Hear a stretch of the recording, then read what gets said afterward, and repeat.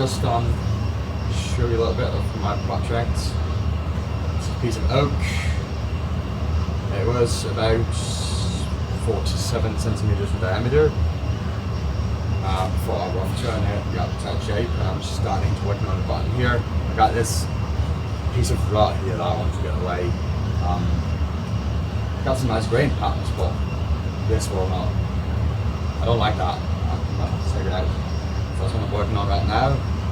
I use a 30mm gouge, a U-gouge, and I just tilt it on the side and just try to take them away as much as I can. So let's see.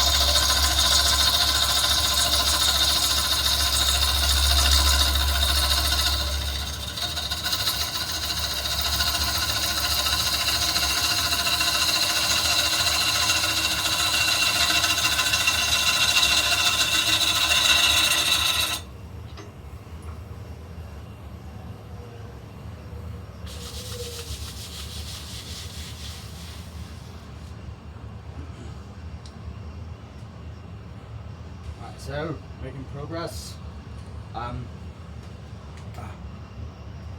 the last piece, so the lathe is running really slow. I think I'm at 400 RPMs at the moment.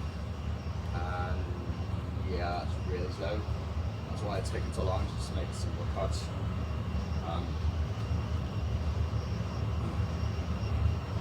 I think we're going to go in a bit more. Still need to get all the way in here. It's going to be live edge, by the way, if you haven't noticed. It's all the crack still there. I'm going to try to core out later with my bowl saver and see how that goes. Not had much success with coring out with bowl saver on live edge, but it's worth a try, isn't it? Everything to gain and like on this piece of what to lose. So yeah, I'll see how it goes. I need to get more out. Come to work.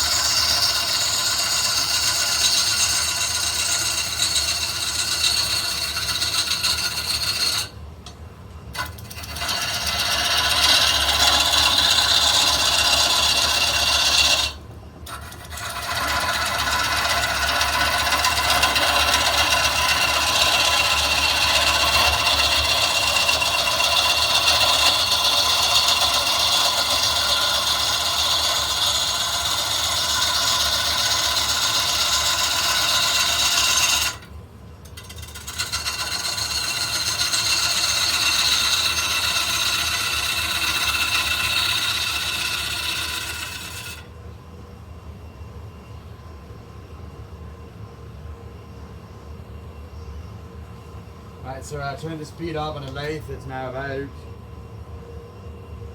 450. Starting to get a little bit of vibration here.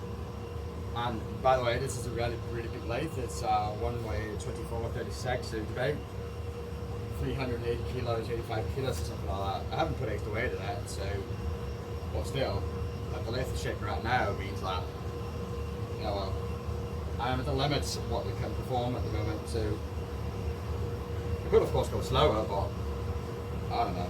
I don't like spending too much time on it. Can't rent it. Alright. Back to work.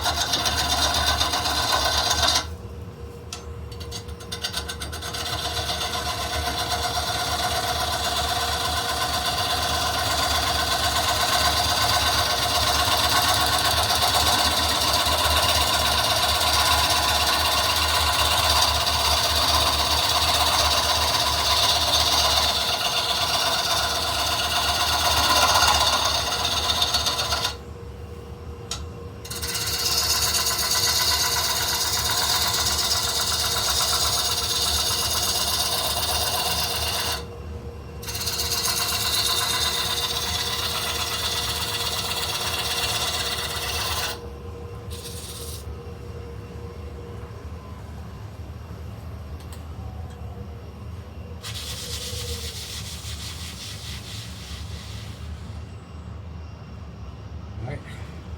Well, just getting there.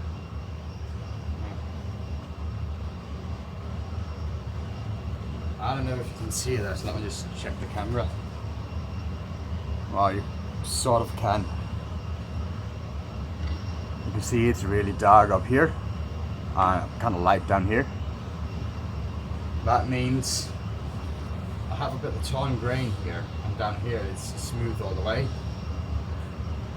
So that means going this way is not correct, like for this grain.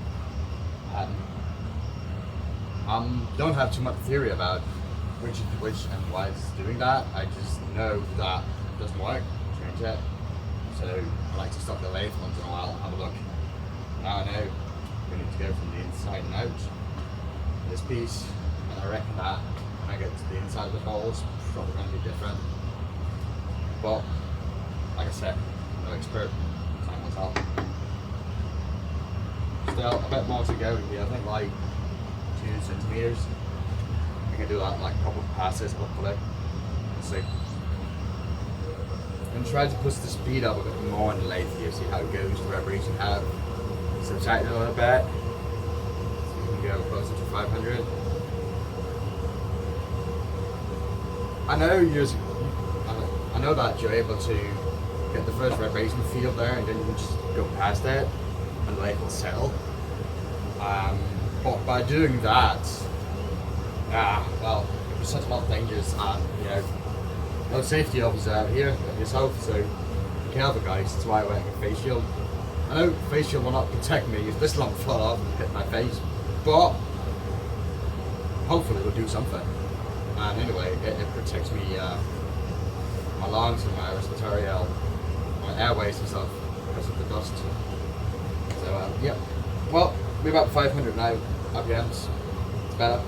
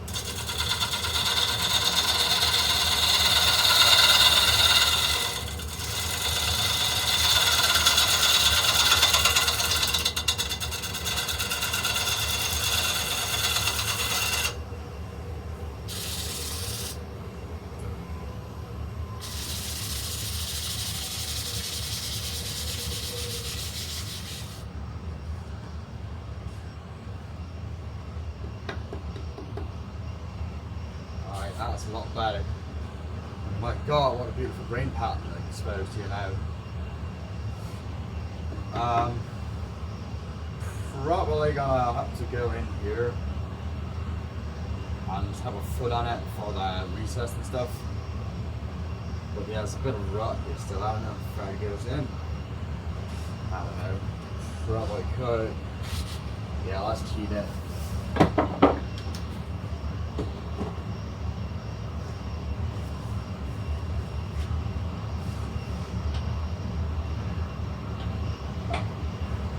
Alright, let's cheat it. Bit of CA glue. Some probably a bit of sawdust as well. Well, CA glue is going to go in, stabilize it, and when the hand's going to be hard as plastic or whatever, it's going to be really hard. There you go, accelerator on it. So you find some reasonable dry sawdust. Well, try finding small shavings of sawdust in this. Yeah.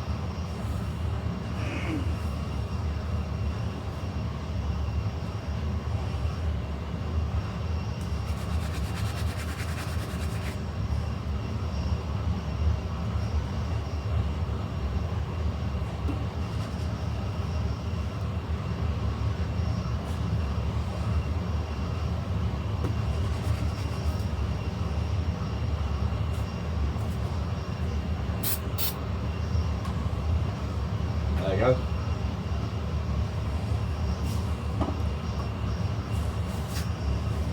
It's probably all going to be turned away when I finish the ball in like a few months' time, maybe 3 months, when it's dry. But that's a foundation to work on anyway. So happy camber. Alright, so I got a bit of weird shape here. I think we're gonna go. No, well, it's actually not too bad. It's straight at the moment after rough turning it, like just turning it down to size. I've got a really big angle here. Probably gonna try to curl that a bit. So I need to get rid of some of this material here. So yep. That's the next plan. So you can turn the tool rest a bit more to the angle that I want.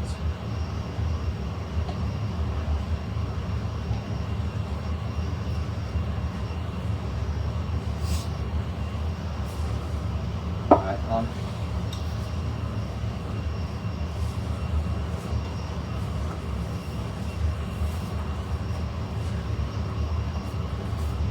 Back to work. Spins. Here's everything. Alright.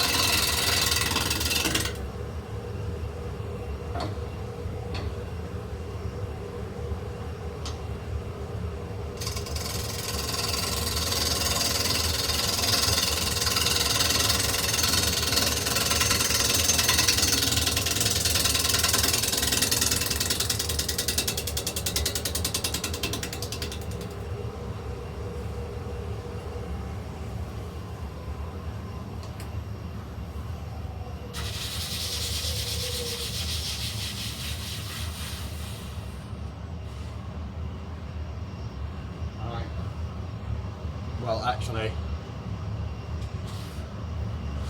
when you think about it, a gouge. It's not just a gouge. It's all coming down to, turn that off, the quality of steel you use. Most gouges you buy, like or chisels or skews or hardy tools or whatever, are made from the exact same steel. It's an HSS family. It's called M2. It's relatively cheap to use. It gets sharp. You can harden it to about 52 Rockwell. It's a good all-round piece of tool. Well, metal. Let me see. It doesn't matter if you buy one of those Haussmann Austria, or you buy one called Hamlet. It doesn't matter. It's all, well, not all of it, but most of it is just standard M2 steel. Nothing special about it. It's when you go to something like Hamlet M42, you get a different type of steel. And that steel type is still in the HSS family, and it's called M42 for some reason, for good reasons. And it's you can harden that up to like really high, like 65, 66 on a Rockwell scale. It gets really hard. That's why you can give it. The tool can become sharper. It can hold an edge longer. So that's why you get more of the tool. This here is from a store here in Denmark called Lathe, the Linton Chinese store, or in short TDB. It's this piece of steel that he had found, the owner called Rene, and he did some research online and found steel what he thought was best, and he turned out this steel called Böhler. It's still in HSS family. It got the same properties as M42 from Hamlet. The difference is this has no cobalt in it. M42 do have cobalt. Cobalt makes the steel a bit less flexible. It makes it more heat resistant before it loses the hardening, the curing. But that temperature, well, M42 loses its hardening at about 725 degrees Celsius or something like that in that area. This here loses its hardening about 525 degrees Celsius. It's still way higher than any turner would ever get the tool. Or if you do, you made something really wrong. But the difference is, this is only 2/3 of the cost. Sometimes half the cost of the M42 Hamlet. And we like that. Cheap quality tools. We love that. So if you don't know about the place, Google TDB Denmark, TDB, and look for their Silverline gouges. Like really good quality. They ship all over the world, by the way. If you sent them an email. But yeah, good steel, good tools, half the job. But yeah, think about what kind of gouges you buy. Don't spend like 125 euros or more on a gouge if you get the same quality gouge for about 80 euros. I mean, wouldn't make sense, wouldn't it? Anyway, back to this piece. Still need to make a reset at the bottom here. I will do that. And I'm just going to seal it up. I think we're going to call it the night. I'm going to continue this. In a couple of days, I have to go to a concert tomorrow with my wife. I'm looking forward to that, by the way. I didn't complain. I'm just going to be away for the shop, which is, yeah. I love my shop. So, anyway. Let me do, I think I'm going to flatten it here. And then make a recess. Kind of like that little lip here, actually. So I'm going to go, I think I'm just going to go ring, so I can do both clamping and expanding into it. Should probably get some larger jaws for my chuck. like to use my one-way chuck. I think it's better. The jaws on that is like exceptional good. Anyway, enough talking. Back to wood turning. Sorry guys. I do ramble a bit. Alright. Turn the the suction unit back on again to get most of the dust out. So when I take the helmet off, it won't be not that bad. Still wet wood, I know, it's not going to be that bad, but anyway, safety first.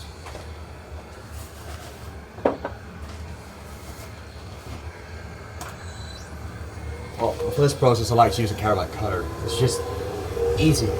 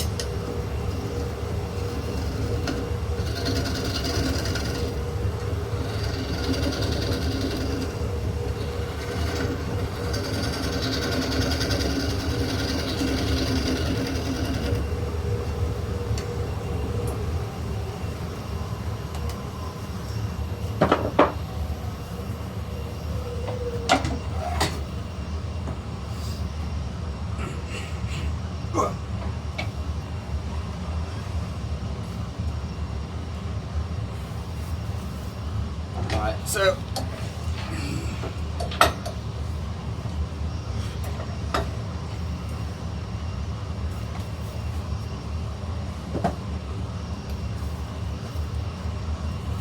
that will work.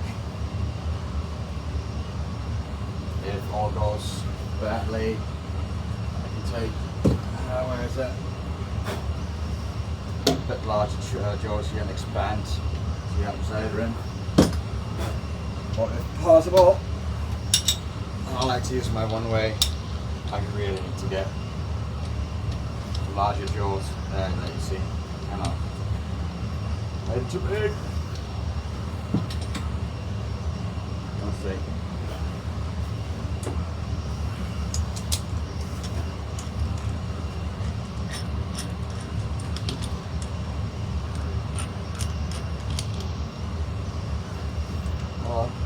It makes a good fit here. Still got a bit of open spaces, which means I can clamp really good onto that piece and get a good grip. It's just like 1.5 millimeter from the bottom of the jaws, but it's actually perfect. So, well, that will work. Anyway, not time to put the jaws on now. There you go. By the way, if you're wondering, yes, I am lazy. I buy a chuck for every set of jaws I have because I don't want to change around.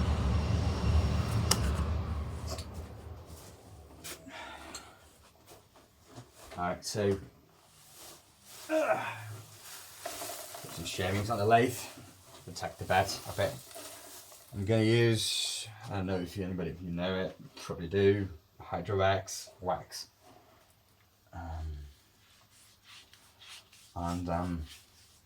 That was just like the same consistency as like buttermilk, I guess. And you just smear it on like that, and it will harden to a wax.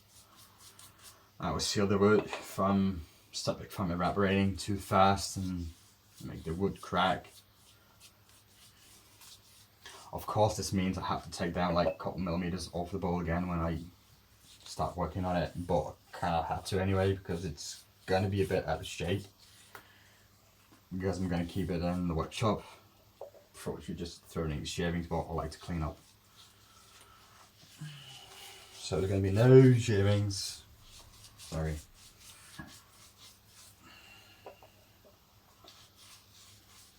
I know some people say you should just get the end wood, but I had the furnace in the next room from my workshop here, so I got like a reasonable temperature in the workshop. This also means that sometimes it get a bit hotter than like what you actually want it. So I mean, try to keep some moisture in it to help the wood not lose too much too fast. It will eventually, of course, but yeah.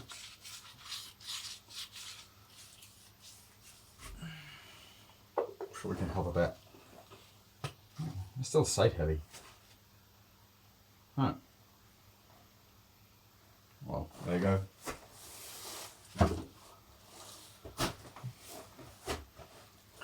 Right, so normally I don't use a glove when I'm turning, but there were chips from when of course I saw the rough corners off, but the chips when I turn it down to round after that was just it hurt a bit. Yeah, man, I don't suppose to be hurting good. Guess what? Men hurt as well. There you go. Coming straight off.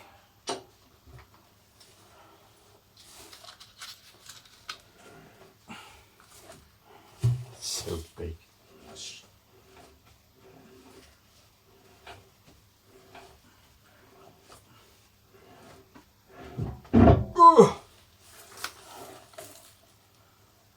Put that bag on, please. There you go. I think it still weighs about 50 kilograms. Oh, by the way, this, sorry about that. This here is little plastic bushings or washer. So when I put something on there, I can get it off easily. It will get deformed over time, so you need to change it regularly, but it's not a lot of money and it will save you a lot of headaches if a chuck or place plate or whatever gets stuck on your threads, and you can't get it off again because you forgot to use the screws or whatever to tighten it to the axle or something like that, or you've just had a big catch. I've seen axles bend after people trying to take it off. Of course, it was on smaller lathe, but still. Doesn't mean we cannot take care of our equipment. So, well, I'm going to clean up the workshop. It's a bit messy after this. There it is. Yeah. Alright. Later.